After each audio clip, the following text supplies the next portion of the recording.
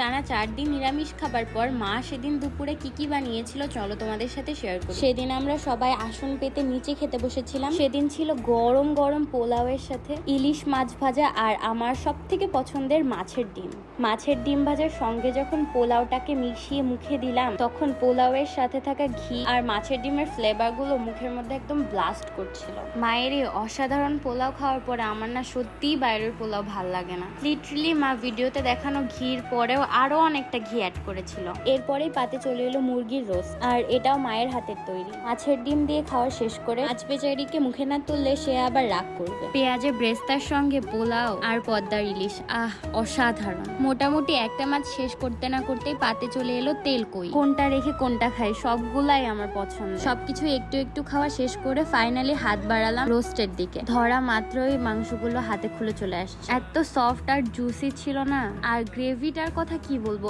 এত অসাধারণ হয়েছিল। আর হবেই না কেন, এত বাটা মশলা ইউজ করেছিল। আর আমরা ছোটবেলা থেকে মায়ের হাতের বাটা মশলা দিয়ে রান্না খেয়ে অভ্যস্ত। আরো মাকে দেখেছি রান্নায় ঘি ব্যবহার করে, যেটা রান্নার স্বাদকে আরো ইনহ্যান্স করে। রোস্ট আমার ভীষণ প্রিয়, সো একটা রোস্ট খেয়ে কখনোই আমার মন ভরে না। হোস্টেলে গিয়ে এসব খাবার অনেক মিস করব, কি আর করার। আজকের মতো এ পর্যন্তই, সবাইকে টাটা।